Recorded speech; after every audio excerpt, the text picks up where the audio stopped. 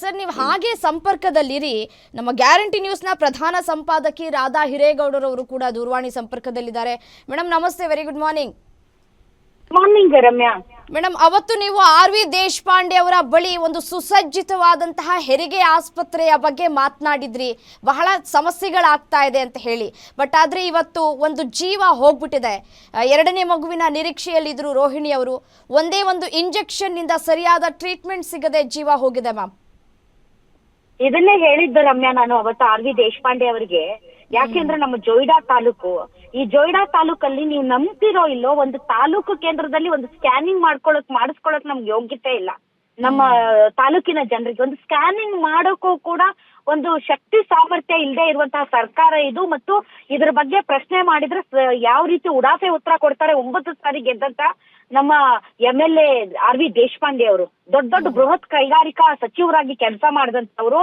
ನಮ್ಮ ತಾಲೂಕಲ್ಲಿ ಒಬ್ಬ ಹೆರಿಗೆಗೆ ರೆಡಿ ಆಗಿರುವಂತ ಒಬ್ಬ ತಾಯಿ ಅಥವಾ ಪ್ರೆಗ್ನೆಂಟ್ ಲೇಡಿಗೆ ಸ್ಕ್ಯಾನಿಂಗ್ ಮಾಡೋದಕ್ಕೂ ಕೂಡ ಯೋಗ್ಯತೆ ಇಲ್ಲದೆ ಇರುವಂತಹ ಪರಿಸ್ಥಿತಿ ಇದೆ ಅಂತಂದ್ರೆ ನೀವು ಲೆಕ್ಕ ಹಾಕ್ಬೇಕು ನೋಡಿ. ಆ ಹೆಣ್ಮಗಳು ಹೆರಿಗೆ ನೋವು ದಾಂಡೇಲಿ ಸರ್ಕಾರಿ ಆಸ್ಪತ್ರೆಯಲ್ಲಿ ತೋರಿಸ್ತಾ ಇದ್ರಂತೆ. ಜೊಯ್ಡಾ ತಾಲೂಕಲ್ಲಿ ಒಂದು ಹೆರಿಗೆ ಆಸ್ಪತ್ರೆ ಇಲ್ಲ, ಗೊತ್ತಾ ನಿಮ್ಗೆ? ಈಗ ಜಗಲ್ಬೇಟ್ ಅಂತ ಏನ್ ಹೇಳ್ತಾ ಇದಾರೆ, ಆ ಜಗಲ್ಬೇಟ್ ಇಂದ ದಾಂಡೇಲಿಗೆ ಹೋಗ್ಬೇಕಂದ್ರೆ 30 ಕಿಲೋಮೀಟರ್ ಇದೆ. ಒಂದು ಹೆರಿಗೆಗೆ 30 ಕಿಲೋಮೀಟರ್ ಹೋಗ್ಬೇಕು ಅಂತಂದ್ರೆ ಅದ್ರಲ್ಲೂ ಕೂಡ ತಮಗ್ ಗೊತ್ತಿದೆ, ಪಶ್ಚಿಮ ಘಟ್ಟ, ದಟ್ಟವಾದಂತಹ ಕಾಡು. ಆ ಕಾಡಿನ ಮಧ್ಯೆ ಆ ರಸ್ತೆಯಲ್ಲಿ ದಾಂಡೇಲಿವರೆಗೂ ನಿಮ್ಗೆ ಏನೂ ಸಿಗಲ್ಲ ರಮ್ಯಾ. ಏನಾದ್ರೂ ಹೆಚ್ಚು ಕಡಿಮೆ ಆಗಿ ಹೆರಿಗೆ ನೋವು ಜಾಸ್ತಿ ಆದ್ರೆ ರೋಡಲ್ಲೇ ಹೆರಿಗೆ ಆಗ್ಬೇಕು. ರೋಡ್ಗಳು ನೋಡಿದೀರಾ ಹೆಂಗಿದೆ ಅಂತ? ರೋಡ್ಗಳಂತೂ ಆ ರೋಡಲ್ಲಿ ಒಂದ್ ದಿನ ಓಡಾಡಿದ್ರೆ ಎಲ್ಲಾ ನೆಟ್ಟಿಗಿರುವಂತ ಜನರು ಸೊಂಟನೆ ಬಿದ್ದೋಗುತ್ತೆ.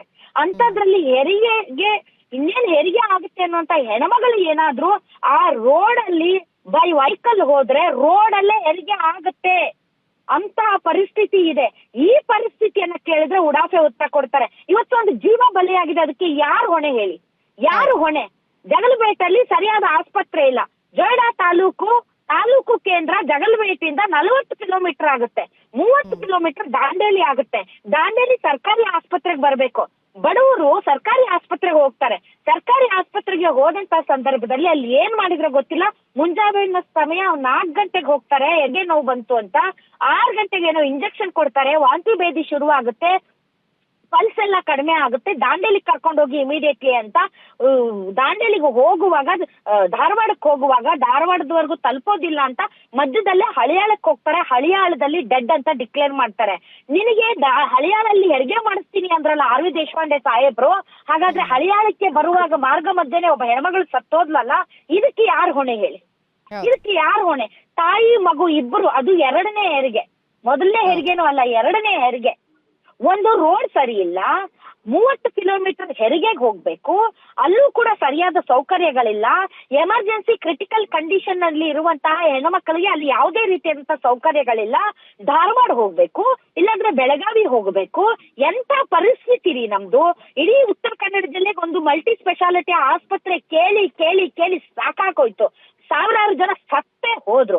ಆದ್ರೂ ಕೂಡ ಅಲ್ಲಿನ ಜನಪ್ರತಿನಿಧಿಗಳು ಕಣ್ತೆರಿತಾ ಇಲ್ಲ, ಸರ್ಕಾರಗಳು ಕಣ್ತೆರಿತಾ ಇಲ್ಲ. ಇವತ್ತು ಜೊಯ್ಡಾ ತಾಲೂಕು ಕೇಂದ್ರ 40 ಕಿಲೋಮೀಟರ್ ಜಗಲ್ಬೇಟಿಂದ ದಾಂಡೇಲಿಗೆ ಹೋಗ್ಬೇಕು.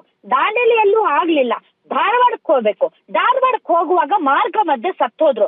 ಆಕ್ಸಿಡೆಂಟ್ ಪೇಷಂಟ್ಸು ಅಷ್ಟೇ, ಮಾರ್ಗ ಮಧ್ಯೆನೆ ಬಹಳ ಜನ ಸತ್ತೋಗ್ತಾರೆ. ಉತ್ತರ ಕನ್ನಡ ಜಿಲ್ಲೆಯಲ್ಲಿ ಮಾರ್ಗ ಮಧ್ಯೆನೆ ಸತ್ತೋಗ್ತಾರೆ. ಯಾಕೆ ಅಂದ್ರೆ, ಒಂದು ಧಾರವಾಡಕ್ಕೆ ಬರ್ಬೇಕು, ಹುಬ್ಳಿಗ್ ಬರ್ಬೇಕು, ಮಣಿಪಾಲ್ಗೆ ಹೋಗ್ಬೇಕು, ಬೆಳಗಾವಿಗೆ ಹೋಗ್ಬೇಕು, ಮಾರ್ಗ ಮಧ್ಯೆನೆ ಮುಗಿದೋಯ್ತು, ಗೊಟ್ಟಕ್ಕಂದು ಬಿಡ್ತಾರೆ.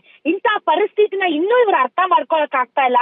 ಪಾಪ ಒಂದು ಮಗು ಇದೆ, ಆ ಗಂಡ್ಮಗ ಏನ್ ಮಾಡ್ಬೇಕು ಹೇಳಿ? ಇಂಥ ಪರಿಸ್ಥಿತಿ ಇದ್ರೂ ಕೂಡ ಇವ್ರು ಉಡಾಫೆ ಉತ್ತರ ಕೊಟ್ಕೊಂಡು, ಇವ್ರು ಕುರ್ಚಿ ಕಿತ್ತಾಟ ಮಾಡ್ಕೊಂಡು, ಏನ್ರಿ ಇವ್ರಿಗೆ ಬಂದಿರೋದು ದಾಡಿ ಒಂದು ಹಾಸ್ಪಿಟಲ್ ಮಾಡೋದಿಕ್ಕೆ? ಕಾರವಾರಲ್ಲಿರುವಂತಹ ಒಂದು ಇದನ್ನ ಉನ್ನತ ದರ್ಜೆಗೆ, ಜಿಲ್ಲಾಸ್ಪತ್ರೆನ ನಾವು ಉನ್ನತ ದರ್ಜೆಗೆ ಏರಿಸ್ತೀವಿ ಅಂತ ಇಡೀ ವಿಸ್ತೀರ್ಣದಲ್ಲಿ ಎಷ್ಟು ದೊಡ್ಡದು ಗೊತ್ತಾ ಕಾರವಾರ ಜಿಲ್ಲೆ, ಉತ್ತರ ಕನ್ನಡ ಜಿಲ್ಲೆ? ಇಂಥವ್ರಿಗೆಲ್ಲ ಇನ್ನು ಎಷ್ಟು ಹೆಣ ಬಂದ್ರು ಇವ್ರಿಗೆ ಬುದ್ಧಿ ಬರಲ್ಲ ಬಿಡಿ. ಇನ್ನು ಎಷ್ಟು ಹೆಣಗಳು ಬೀಳ್ಬೇಕೋ ನಮ್ ಜಿಲ್ಲೆ ಜನ, ಇನ್ನು ಎಷ್ಟು ಸಾಯ್ಬೇಕೋ ಗೊತ್ತಿಲ್ಲ. ನಿಜ ನಿಜ. Okay ma'am, thank you. ಧನ್ಯವಾದಗಳು ಮನೋಜ್ ಅವರೇ, ಗ್ಯಾರಂಟಿ ನ್ಯೂಸ್ ಜೊತೆ ಮಾತನಾಡಿದಕ್ಕಾಗಿ.